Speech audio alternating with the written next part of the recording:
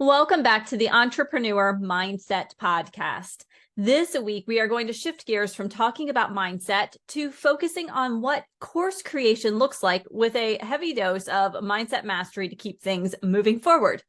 The truth is that course creation is a really big undertaking, and it's a part of so many entrepreneurial journeys that I want to spend time on it right now. But I also want to spend time on it right now because if you're listening when this is being recorded, Amy Porterfield's Digital Course Academy is launching, and thousands of entrepreneurs are going to be digging in deep to the concepts of course design, tech questions, launching, list building, course delivery, student enrollment, and so many other things that go into a course. And I thought it might be helpful to slow down just a little bit and share 5 reflections to help you get started with your own course. And then we'll wrap it up with a little bit of mindset work to keep you in a place of progress, confidence, and ease. Now, the first course I created was a general psychology class at Clemson for 2 sections of 75 freshmen each. I had 150 18 and 19-year-olds who filed into the classroom that very first day of the semester and expected me to impart my wisdom for 15 weeks. I had all of the feelings. I was excited because it was my very first job after getting my PhD. I was terrified. I can still remember the pterodactyls that were flying around in my stomach that whole first semester. Whew. I was humbled by all the information that I didn't know, and I was intrigued by how I could do better the next semester. That was over 15 years ago, and I still feel all of these things anytime I create a new course, whether it's for a college classroom, for a group of educators hoping to learn curriculum design techniques, whether it's for an organizational training program or a course for my private clients. And I learned early on that I was never going to deliver the perfect course. I would always get questions to which I did not know the answer, and I would have to do some research and let them know that I'd get back to them. And even though the pterodactyls moved out, thankfully, years ago, I still welcome the butterflies that appear the first day of every single course launch, because they remind me that my audience is counting on me. I care deeply about them and about the outcome that the course is going to bring to them. So whether you're new to course creation or you're a veteran course creator, today what I want to do is share 5 reflection questions that will help you to identify your next course or your first course with more ease, with more confidence, and ultimately with progress, because the goal is to take meaningful action in our business. And the meaningful action is going to start with the end in mind. When I develop courses, probably not the very first semester I ever developed courses, but after that, pretty quickly, I always start with the end in mind. I create things backward. I start with the outcome, and then I deconstruct that to create an experience that's going to align with where my students will end up. This means that today's conversation isn't about modules and lessons and workbooks or lead magnets. It's about the end goal that you want your student to experience, how it's going to help you build a business that you love as well. Now, I do have a caveat before we jump into the 5 reflections. If you are listening to this episode and you are a coach, you might be thinking, ooh, this is not for me. Maybe you're working on a coaching program instead. These reflection opportunities are still going to apply. So you do not need to hit stop and find another podcast. Just keep listening. In fact, these reflections are going to apply to many aspects of your business.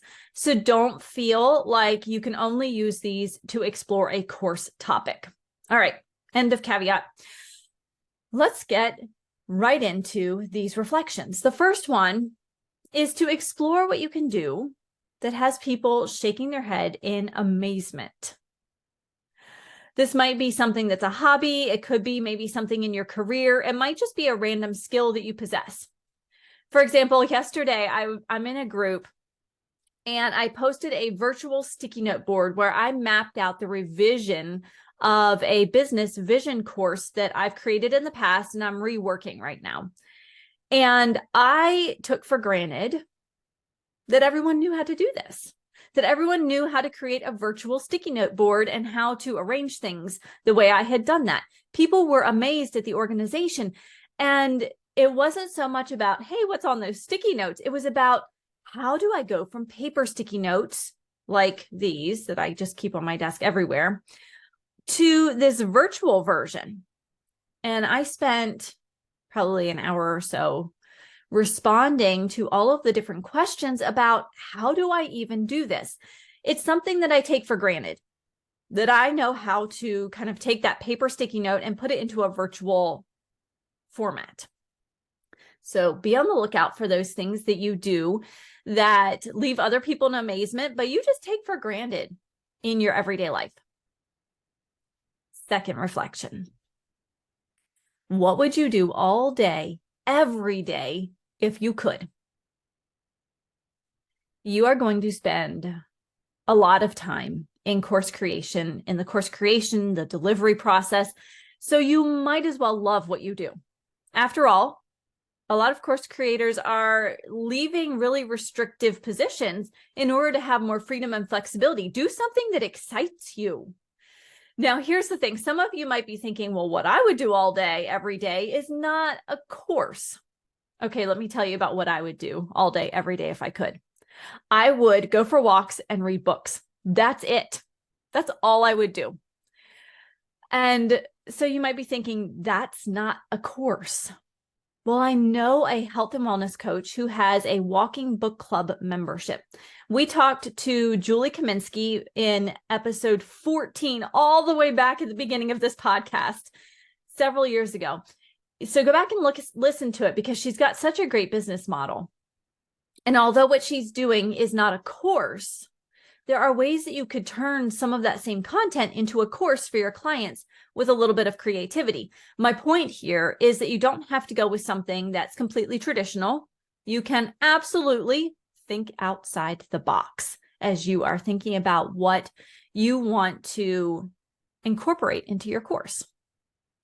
Now, for those of you who would love something that's just a little bit more concrete here in your reflection, I have you covered here with this next idea. This is number 3. I want you to head to Google, Quora, Reddit, Amazon. See what topics are trending in your area of interest and expertise. Explore online forums, social media groups, industry surveys. Go to Google, go to Quora, Reddit, all these things, YouTube, to understand what topics people are actively seeking to learn about. If you put your topic in the very top result that comes up is from 10 years ago, and there's nothing that's newer, then this might not be the best path to choose. I'll be honest, I did not do this at first. This is why I am telling you about it now. Please learn from my mistakes. I quickly realized it's an important part of building a sustainable business. But you have to keep an open mind as you do this. And so for me, really systematizing this process makes it a little bit more doable. It feels like my ideas aren't being attacked. And I love following Ryan Levesque's method for choosing your market and an idea that will resonate. He shares all of the details for choosing your ideal market and your idea in his book, aptly named Choose. And I constantly pull that back out when I am considering a new product, a new service, a new idea. The other place you might have run across Ryan's method is if you've taken his Quiz Funnel Masterclass, you'll have access to the Choose course in your portal. You can review the concepts there. But truthfully, let me go back to why I share this with you. I hit on a lot of ideas and a lot of markets when I was getting started that were just not going to be profitable. And even though I love giving back, my heart is to serve and to give, and I would love to do everything for free. We're not in that position.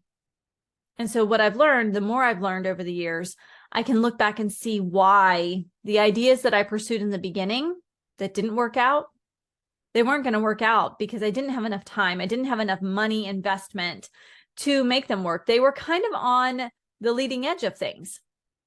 So some of those ideas that I wanted to pursue were brand new to the market. But because I didn't have the following, I didn't have the money to be the trailblazer, they didn't work. Now, I admire those of you who do have the money and the time. Go be a trailblazer. We need people like you. But to those of you who don't have the time and the money to be the trailblazer, don't feel like you have to kind of settle. Here's the thing. You don't have to have a completely new program, course, or idea to be successful. Your course might be the exact same topic as mine, but it will have your own personal spin. Heck, look at the market for AI courses right now. Ever since January of 2023, those AI courses have been exploding everywhere. I think every time I turn around or every time I log into social media, I am hearing about a new course on AI, and I don't even use AI very often. Each of those courses has a unique spin or approach. They all teach AI. Your course, even if it's the same topic as someone else's, will have a unique quality. And this can be a great time to explore the method that you take that makes your content different and unique. All right, number 4. What is your business vision? Taking time to answer the question of what is your business vision will give you the opportunity to explore course ideas that will allow your vision to become a reality. We've all heard the horror stories, right, of people who build massive businesses around a product, and they end up hating it because they have compromised their vision. So get clear on your vision from the very start. That is going to help guide you to choose a course idea that moves you closer to your vision rather than moving you away from it and putting you in that spot of, oh, I don't like my business anymore. What I've noticed when I ask people what their business vision is, a lot of people kind of look at me, deer in the headlight type of look, going, I'm not sure. If that's you, check out episodes, 19, 45 through 48, I think I talked about vision there, 66 and 122. But don't worry about remembering all those. I will make it easy and link those episodes for you in the show notes so that you can just check them out by clicking on those links. All of those episodes include some information about your vision, but to briefly get your ideas flowing, consider your personal and business values. Explore your dreams for your business. Think about the clients you'd like to serve and the overall design of your business. Think about the support, the professional development, and the self-care that you'll need to be successful in your business, and the financial goals that you'd like to achieve. Your vision may look very different from what the industry standard tells you it should look like. That's okay. Let me give you a quick example. My primary revenue stream is one-on-one coaching. This works for my schedule. I love it. I enjoy working closely with my clients. It supports my business vision right now. In the future, as my home life shifts, as my kiddo grows up and moves out onto his own space, my vision might shift and evolve. Business visions shift and evolve. And at that point, maybe I'll think about shifting from one-on-one coaching to a group coaching approach and add in more courses or workshops. The key is right now that my one-on-one coaching supports my vision. It goes against the mainstream concepts of scaling, but it fits my needs and my vision. So while you are deciding on a course topic, you want to be sure that you are also testing it against your vision to decide if it will help you move forward. All right, reflection number 5. What are you passionate about?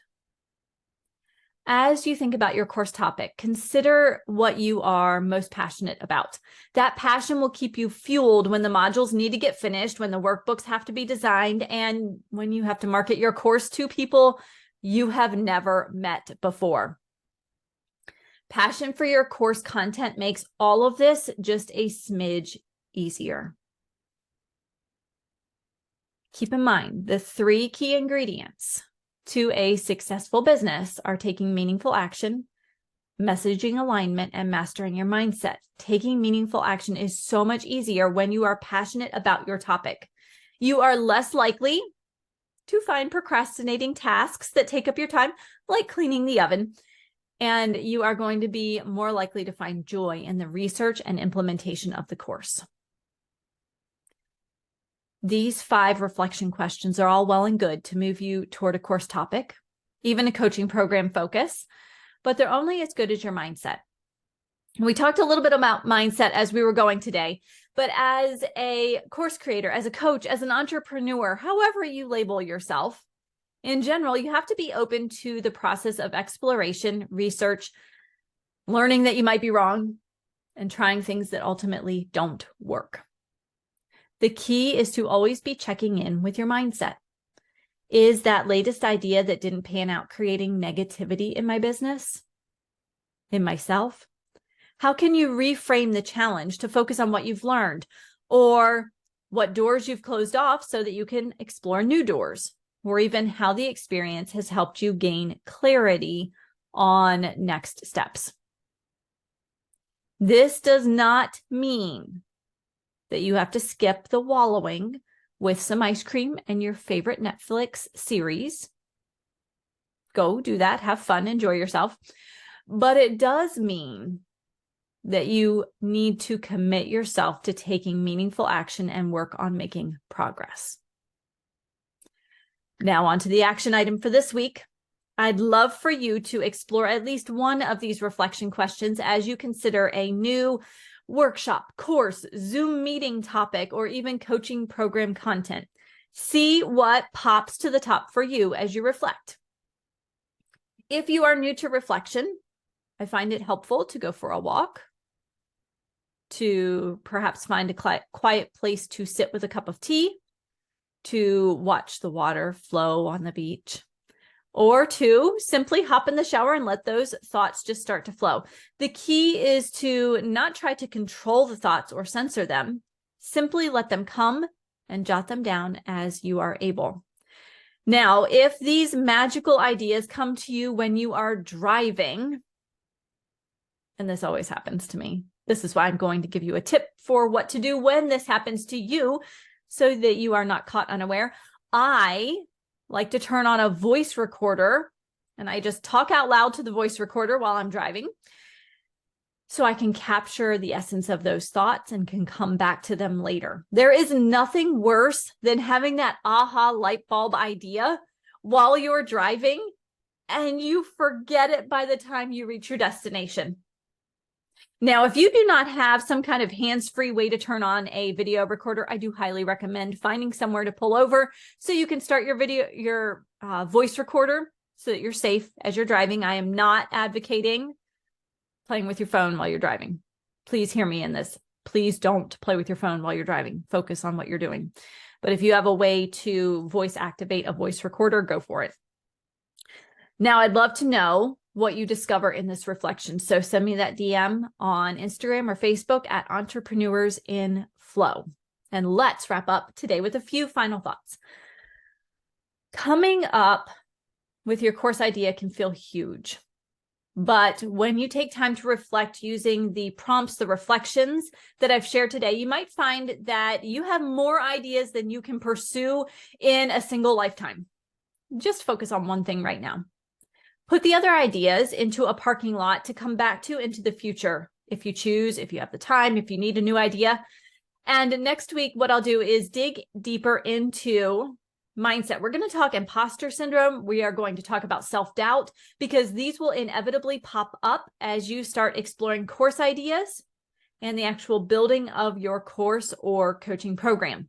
So I'll see you back here next week for another episode of the Entrepreneur Mindset Podcast, where we focus on mentoring, community, and implementation. It's all about taking meaningful action so that we can remove the overwhelm of building a successful and profitable business. And we like to add in a little dose of momentum. Until next time, have a healthy, safe, and happy week.